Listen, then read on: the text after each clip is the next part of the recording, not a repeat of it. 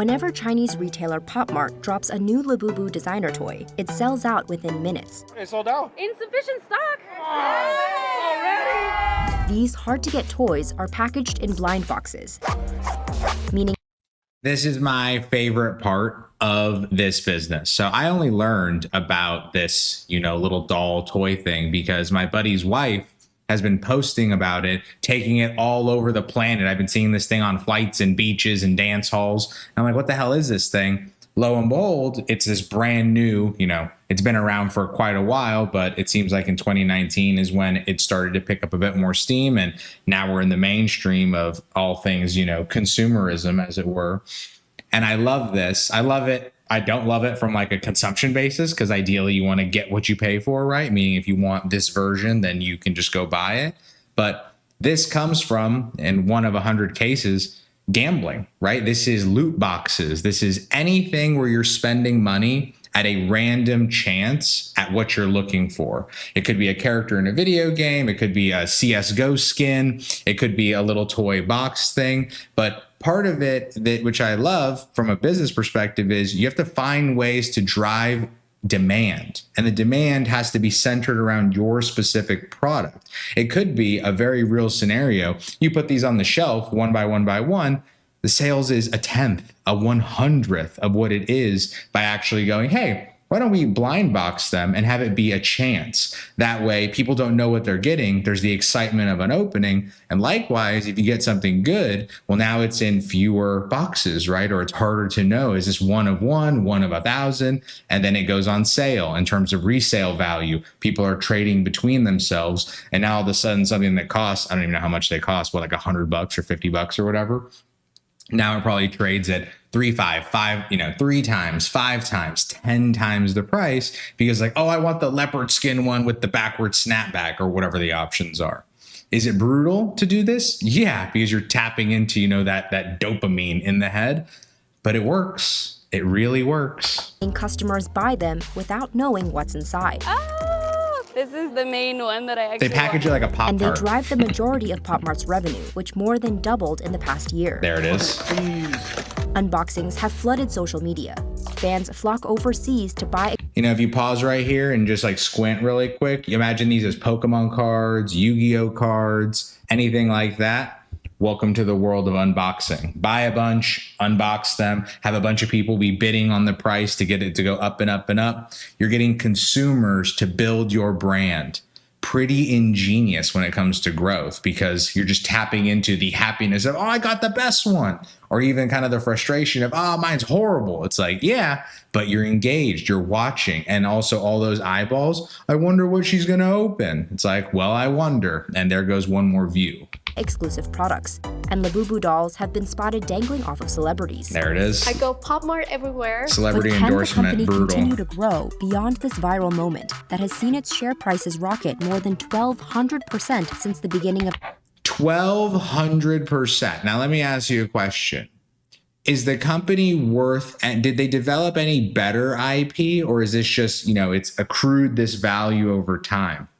They may be doing 100 things in the background, but I don't know that they're building Disneyland of these little Labubu things or whatever they're called. So it's a question of, is this just like inflation due to scarcity and due to hype and due to this, cultural demand, or is there actual value being built? Now, mind you, there's a distinction between value and revenue. You can make a ton of revenue, but it's just a fad, and then it goes up and down. And depending on how your business is structured, private, public, depending on what your shareholders want, sometimes they're okay with it going up and down, because as long as you didn't invest in growing your expenses as much as you grew your revenue, well, if the revenue drops, hey, it's okay. You just had a big, wave, and there's always going to be cultural waves in consumer stuff. But, if you were arrogant, and you're like, oh, we're the king, we're the next Disney. It's like, well, are you? Are you building real long-term value? Are you taking all this revenue and reinvesting it into something that can sustain the business? Because like it or love it, eventually there's going to be a lack of interest or a new wave or a new little cute doll. And that's going to take over the scene as well. And what happens to your infrastructure? It could be things are great. It could be that things are horrible. Of 2024, this is the economics of Pop Mart. The 15-year-old company was Look at founded that, by fashion. Chinese entrepreneur Wang Ning as a variety store. But it was the blind box packaging that really helped Pop Mart take off. Oh, yeah. You're all set, right? Thanks, man. Appreciate it. Take care, guys. Love a In gamble. 2019, over 70% of Pop Mart's revenue came from mystery boxes. If I'm your CFO, I am excited that we've tapped into that much revenue. And I am also very concerned that so much of our revenue is concentrated in a proxy gambling activity. It's one of those, okay, but are we really okay? Or is this just something that's happening as, a phase? There's a long history of blind box, and what we've done is just added our own flavor to that. Now, the company has more than putting in 500 your stores product? I and don't know 2,000 what you've vending done machines different. worldwide. When you The vending machine play, super popular. It's everywhere. Feels like every time I go to Costco, Walmart, wherever, I saw one at like the most random grocery stores, these little rinky-dink ones where it's like one of one, and there's like a little Pokemon shop in there. It's like, I don't know where these things are exactly, but I imagine they're coming to a city near me, very soon. decide to splurge on a Pop Mart blind box, which could cost around $20 to $30, Yeah. you don't go in totally blind. Take this collection. There are 6 possible characters you could unbox, and a secret one And a that you drop have rate. a 1 in 72 chance of getting. One of the things that the brand can do. 1 out of 72. Well, you should just buy 72 boxes, and it's guaranteed. And if that one's worth 10,000 or 5,000, if you end up making the money back, again, I'm not sure what the max price is. Hopefully she covers it in the video, but there's definitely people that are buying this for fun because it's, cute and, matches their purse, whatever. But there's also people that are doing this purely like a hedge fund. They're basically taking a trading strategy and going, all right, what's the statistics? What's the open rate? What's the estimated price? I imagine within different series, that different little unique one that pops out, that mystery one, is probably worth 5 to 10x the other ones. There's all these economies that drive demand. And part of it is segmenting. Not all demand is equal. The demand from people that love the toys is way more valuable than the demand of people that are buying it because it's a flipping product, right? Oh, I can buy this for 30 and sell it for 300. Why don't I just buy 300 of them and then do that over and over and over, and I made 100 grand or whatever. There are people that are going to pursue that. I guarantee that if they don't structure the little vending machines to only release a certain amount of product each time, there are people that go clear out the whole vending machine within the first hour. To keep engagement, to encourage consumers to get a little more excitement out of it, is to label the box. This one says, have a seat. I know the range, so I still get that surprise. But at the same time, I know I'm not going to get anything crazy. That specific range Partial choice, or it's not the illusion of choice because you do get to choose, but it's rather than just buy 1 of 1,000 and who knows if I'm going to get it. It's you can narrow your choices. also creates Value a add set. for the consumer. I bet they tested a bunch of different ones and realized that subdividing made more sense. Under certain conditions, have a very strong tendency to want to complete a set. This is version 1. Completion. This is the have a seat. This is version. My cousin is working on his master set for Pokemon 151. His binder's, halfway full. And it's like, yeah, the urge to complete, especially if you're some neurodivergent, chump just like us. It's like, what am I going to not have the last, shiny Pikachu or whatever is missing? It's like, no, I'm just going to go buy it. And it's like, oh, there's demand. 2. I have all the, everything that came out. But Pop Mart isn't just for the thrill seekers. For a lot of people, there's a little bit of a feeling that you are being nurtured in a sense. The universe is about to give you a gift. So, That right there, that is just brand. Like, I don't know who this guy is, but like, that's what ad execs say to you to like convince you that like a cigarette is going to give you like just that inhale draws in your entrepreneurial breath. It's like, just give me the nicotine. Like, it's going to kill me. The least you can do is not lie to me while you're killing me. take a look. Oh, I think it's the light or the slightly darker blue Are they one. opening a bag of For chips? no reason at all, except that I chose a favorite. Now, what's the cost if I'm wrong? Almost nothing. $30 is almost nothing. Again, another advertising exec. Like, come on, it's $30. It's like what? It's like half a tank of gas in a Corolla. My mom drives a Corolla, so I'm familiar with Corolla prices. I'm dead wrong, but it's still fun, right? Yeah, Pop Mart that's didn't gambling. invent blind box packaging. So fun. But Lit. it is successfully leaning into what customers like about it. We started as a retail store and we've spent 15 years refining that experience. Our collectibles bring people together naturally, and our stores offer a place for them to have that experience. There's also an important piece that if there wasn't an in-store option, I imagine it would also be in less demand. If you think back on like the Pokemon days, they can lean on all this, culture. There are Pokemon stores, but you also have Pokemon the show, right? I don't know if this thing has a show. It probably will, if not now, very, very soon. I'm sure there are execs in talks right as we speak. But if you didn't have that in person, well, now you have people that are showing up and it's like, oh, Kim Kardashian walked in and bought 5 of them. I got to check it out. And that drives, again, remember, you're not just selling to 35-year-olds that are sitting there and just allocating a couple bucks from their budget. You're selling freshmen in high school, freshmen in college, seniors in college, dudes that want to get something for their girlfriend that she wants to complete the set, or she really wants the pink one. And every time she buys it, she gets the blue one. So you go buy 6 of them. It's like, demand. When it launched the big Into Energy Labubu line in April, a crowd of 2,500 people showed up at its Century City location before 6:30 a.m. Oh, yeah. And that's become the norm for many of the company's releases. For Stores now. are a key part of Pop Mart's strategy to grow beyond China. Sales outside of China more than tripled in 2024. Oh, yeah. Thank you, Overseas social media, revenue now TikTok, makes up nearly IG. 40% of the company's sales, up from 17% in 2023. The company plans to open more. Now, this is an important piece where there's the dual effect of more momentum generally in the market, but also expansion through geography. A lot of times, as you expand your geographic presence, you can make a lot of revenue and not change a lot because you're just tapping into more consumers. Obviously, they're a China-based company, so they have to get momentum enough there. Imagine how many consumer brands are there. Like, this is a fight to survive arena, right? Little gladiators, these Labubus. And then they fight their way and they land in the US. And look, now I'm in Arizona, so we're abandoned, nothing there. But what? Vegas, California. Oh, yeah. More than 20 stores in the U.S. New York, by the end all of over. 2025, nearly doubling its footprint in the country. But to drive that foot traffic, it's really about what's inside the boxes. Though Pop Mart does license some existing IP, like Disney and Marvel characters, over 85% of its revenue in 2024 came from exclusive products developed with artists. That's really important because if all of your revenue is tied to somebody else's success, it's nice because you can tap into it, but what do you think those Disney people are charging? Probably an arm, a leg, a kidney, and half a foot, right? Like, they're getting all of the profit and they're probably getting like a small margin of it.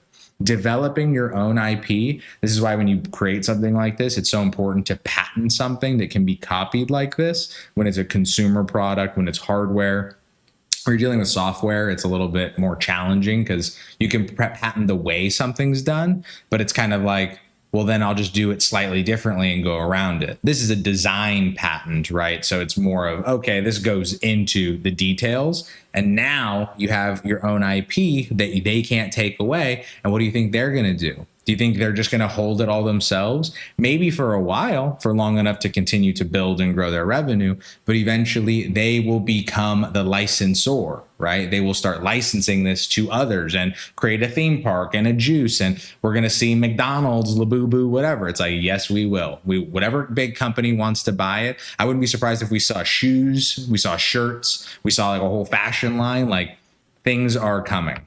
After having a store for 6 years at that point, I think that we were looking for a new way to innovate. The CEO of Pop Mart, he put out a survey online and asked people, what artist would you want to see? What characters would you want to see in a blind box format? I love that, like that part in particular, just because so many execs, like they're like hidden behind 1,000 layers of things. And I doubt it was him typing the email and creating the Google form. But the fact that he pushed to get more consumer interest, and it's one of those things, there's a difference between what a consumer says they want and what a consumer is willing to act on. But there are certain questions, whether it's how they're framed or what they're talking about, that you can not only get their insight, but you can also check, right? If they're like, I want the Kim Kardashian one. It's like, okay, well, let's look at her social media engagement. It's like, oh, it's insane, right? It's super high. all right, the odds of her having real fans that will make real purchases based off of her real interests, pretty high. Compare the same thing to, we want X, Y, and Z, you know, big name celeb from the 90s. It's like they might have 10 million followers on Instagram, but if they can't push conversion, that's a totally different thing. A big social media presence and the ability to sell on social media or drive conversion in store, drive, you know, your consumers, your followers to act, it is a totally different level.